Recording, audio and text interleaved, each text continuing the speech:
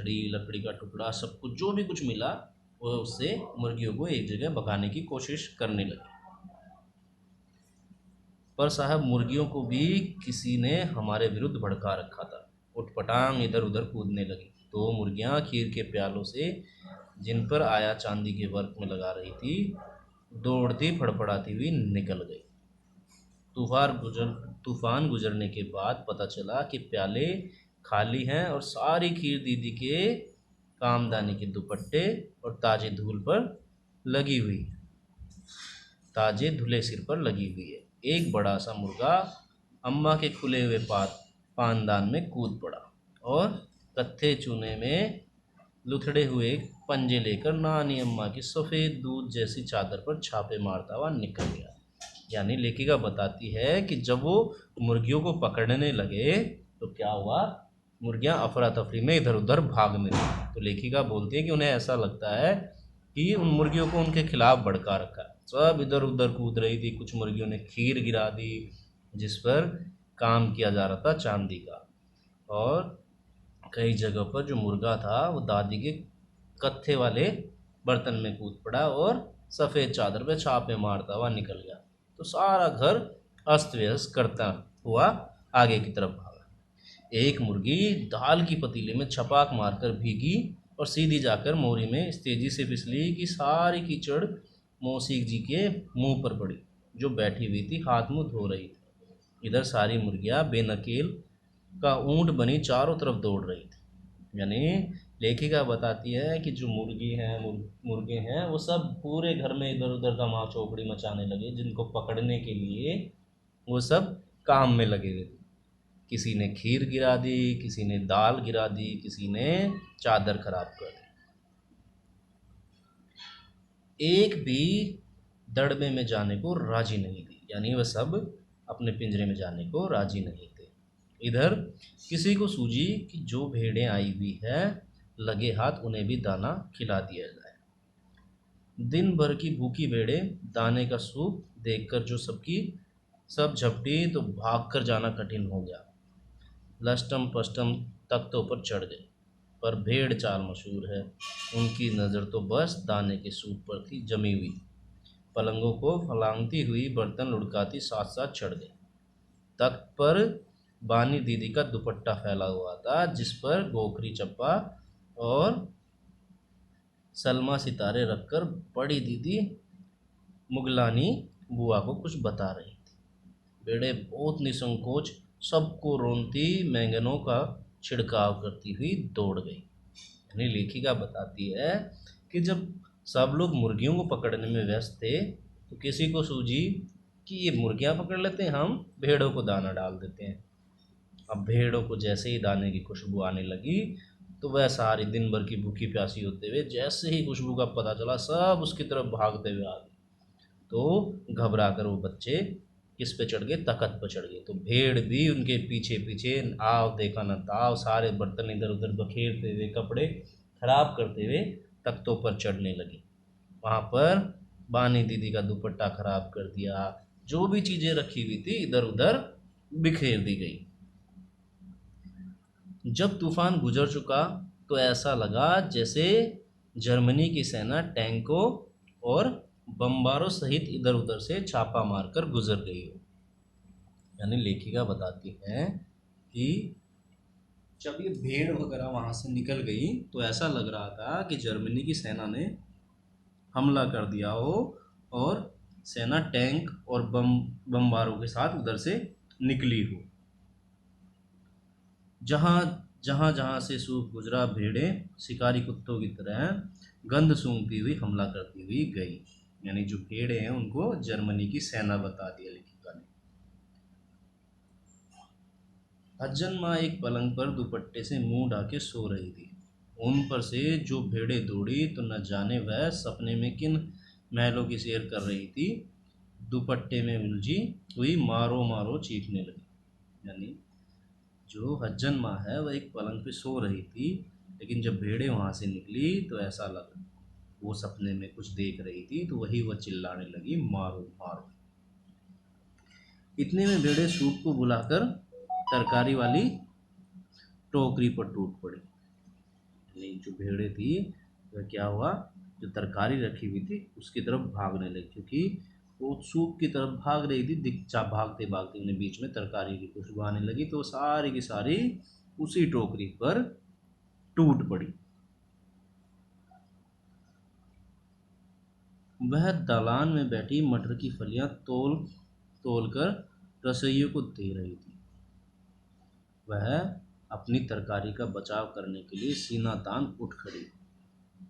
आपने कभी भेड़ों को मारा होगा तो अच्छी तरह देखा होगा कि बस ऐसा लगता है जैसे कई रुई के तके फूट रहे हैं, भेड़ को चोट नहीं लगती। बिल्कुल ये समझकर ही आप उसे मजाक कर रहे हैं, आप उससे मजाक कर रहे हैं। वह आप ही पर चढ़ बैठेगी। जरा सी देर में भेड़ों ने तरकारी छिलकों समेत अपने पेट की कढ़ाई में छोक दी। यानी लेखिका जो बताती हैं कि भेड़ें जब सूप का पीछा कर रही थी, सूप का पीछा करते करते वह सब्जी तरकारियों पर उनकी नज़र चलेगी, वह अपना खाना भूलकर उन सब्जी तरकारियों पर टूट पड़ी। सब्जी वाली क्या कर रही थी, आंगन में बैठकर मटर फलियां तोल रही थी और रसोइयों को दे रही थी।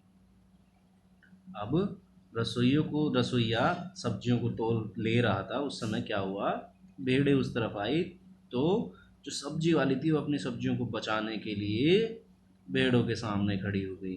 लेकिन भेड़ें कहाँ उसका सुनने वाली थी, वह उसके ऊपर से ही भागते हुए सारे मटर जो छिलके सही थी सारी सब्जियां अपने पेट में ले डाली, यानी वो सारी सब्जियां खा गई। इधर ये प्रलय मची थी, उधर दूसरे बच्चे लापरवाह नहीं थे। इतनी बड़ी फौज थी जिसे रात का खाना न मिलने की धमकी मिल चुकी थी। वे 4 भैंसों का दूध धोने में जुट गए। धुली बेधुली बाल्टी लेकर 8 हाथ 4 थनों पर पिल पड़े। भैंस एकदम से चारों पैर जोड़कर उठी और बाल्टी को लात मारकर दूर जाकर खड़ी हो गई। यानी बताती है लेखिका कि उनके घर में इतने बच्चे थे कि कुछ बच्चे जब इधर धमा चुपड़ी मचा रहे थे, उसी समय कुछ बच्चे जो रात का खाना ना मिलने की चिंता में डूबे हुए थे, क्या करने लगे, बाल्टी लेकर जो धुली हुई भी नहीं थी दूध निकालने के लिए चले गए। अब भैंसों के 4 थन पे 8 हाथ पड़े, यानी इतने बच्चे उस पर दूध दोने लगे एक ही भैंस पे। तो क्या हुआ, भैंस जल्दी से खड़ी हो गई और लात मारकर बाल्टी को दूर फेंक दिया। तय हुआ कि भैंस की अगाड़ी पिछाड़ी बांध दी जाए और फिर काबू में लाकर दूध दुआ जाए। बस झूले की रस्सी उतारकर भैंस के पैर में बांध दिए गए। यानी लेखिका बताती हैं जब उन्होंने बाल्टी फेंक दी भैंस ने, तो तय हुआ कि जो झूले की रस्सी है वह उतारकर भैंस के पिछले पैर बांध दिए जाए। पिछले 2 पैर चाचा की चारपाई की पायों से बांधे गए। अगले 2 पैर बांधने की कोशिश जारी थी कि भैंस चौकन्नी हो गई। छूटकर जो भागी तो पहले चाचा जी समझे कि शायद कोई सपना देख रहे थे। फिर जब चारपाई पानी के ड्रम से टकराई तो पानी उछलकर गिरा, तो समझे कि आंधी तूफान में फंसे, साथ में भूचाल भी आया। फिर जल्दी ही उन्हें असली बात का पता चल गया और वह पलंग की दोनों पट्टियां पकड़े बच्चों को छोड़ देने वालों को बुरा भला सुनाने लगे। यानी लेखिका बताती है कि जो चाचा जी थे वो वहाँ सो रहे थे, तो जो भैंस की पिछली टांगें थी उन्होंने क्या किया, बच्चों ने उनकी चारपाई से बांध दी और अगली जो टांगें थी वो बांधने की कोशिश कर रहे थे। उसी समय भैंस भागने लगी। तो उस समय जब भैंस भागने लगी तो चाचा जी का पलंग भी उनके साथ साथ सरकता हुआ जाने लगा, घसीटता हुआ जाने लगा। तो चाचा जी सोचे कि मैं कोई सपना देख रहा हूँ। लेकिन जब चारपाई कहाँ टकराई, ड्रम से टकराई, पानी उछलकर उन पर गिरा तो उन्हें लगा कि सपने में आंधी तूफान भी आ रहा है। फिर धीरे धीरे उन्हें असली बात का पता चला, तो वह पलंग की दोनों साइड की पट्टियों को पकड़कर बच्चों को भला बुरा सुनाने लगा। यहाँ बड़ा मज़ा आ रहा था। भैंस भागी जा रही थी और पीछे पीछे चारपाई, और उस पर बैठे हुए थे चाचा जी। ओह, एक भूल ही हो गई, यानी बछड़ा तो खोला ही नहीं, इसलिए तत्काल बछड़ा भी खोल दिया गया। तीर निशाने पर बैठा और बछड़े की ममता में व्याकुल होकर भैंस ने अपने खुरों को ब्रेक लगा दी। बछड़ा तत्काल जुट गया, दूहने वाले गिलास कटोरे लेकर लपके, क्योंकि बाल्टी तो छपाक से गोबर में जा गिरी थी। बछड़ा फिर बागी हो गया। यानी ये सब देखकर बताती हैं लेखिका कि उन्हें बड़ा मज़ा आ रहा था कि भैंस भी आगे आगे भाग रही थी, पीछे पीछे चारपाई थी और उन पे चाचा जी बैठे हुए थे। लेकिन एकाएक उन्हें याद आया कि उन्होंने बछड़ा तो खोला ही नहीं। तो जैसे ही उन्होंने तत्काल बछड़ा खोल दिया और सबका तीर निशाने पर जा बैठा। बछड़े की ममता में व्याकुल भैंस ने अपने खुरों पर रोक लगा दी, यानी भैंस बछड़े को देखकर एक जगह खड़ी हो गई और बाकी सभी बच्चे क्या करने लगे, गिलास कटोरे लेकर दूध दूहने के लिए फिर से जा लगने की कोशिश करने लगे, क्योंकि भैंस ने बाल्टी तो पहले ही लात मार के भगा फेंक दी थी, जो कि गोबर में जाकर गिरी थी।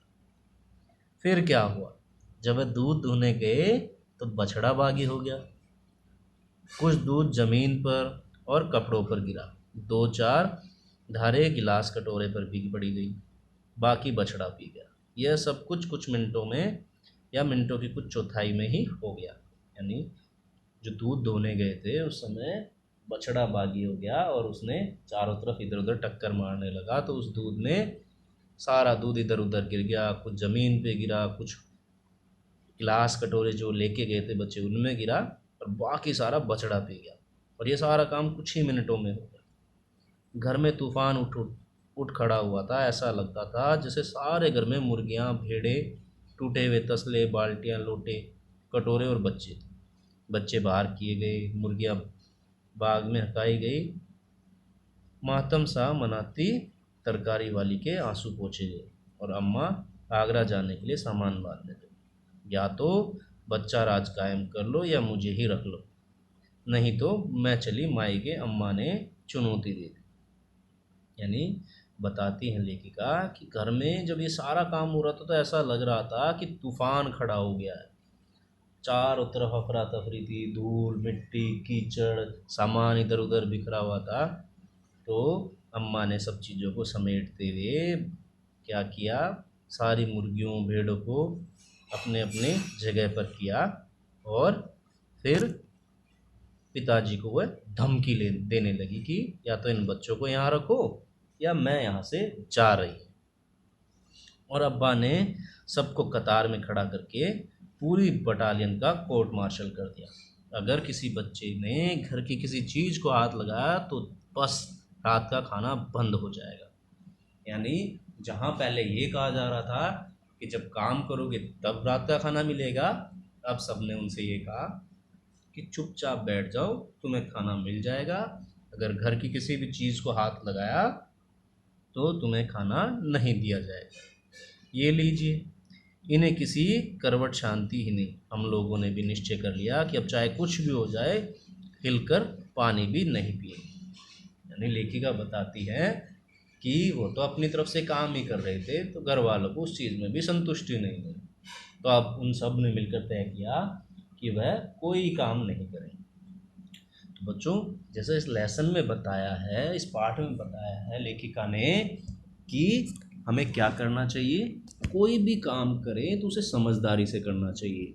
और बड़ों को क्या करना चाहिए, अगर वो बच्चों को कोई काम दे रहे हैं तो उन्हें ध्यान से, यानी कि जो भी काम दिया जा रहा है उनसे ध्यान से गाइडेंस देनी चाहिए, समझाना चाहिए बच्चों को कि इस तरीके से काम करना चाहिए। तो बड़ों को और छोटों को मिलकर कोई काम करना चाहिए। बड़े छोटे बच्चों का मार्गदर्शक बने, तभी कोई काम सफलता से किया जा सकता है। और बच्चों, इस पाठ से हमें ये सीख मिलती है कि हमें अपना काम स्वयं करना चाहिए। जो चीज़ नहीं आती उसे हमें अपने बड़ों से पूछ लेना चाहिए कि इसको किस तरीके से किया जाए। तो आप सभी भी अपना काम स्वयं करें और जिस चीज़ का ना पता हो वो अपने बड़ों से पूछ ले, जिसे उसके बारे में जानकारी हो। ठीक है बच्चों, आप इस पाठ को आराम से पढ़ें, कहानी को समझने की कोशिश करें। Thank you.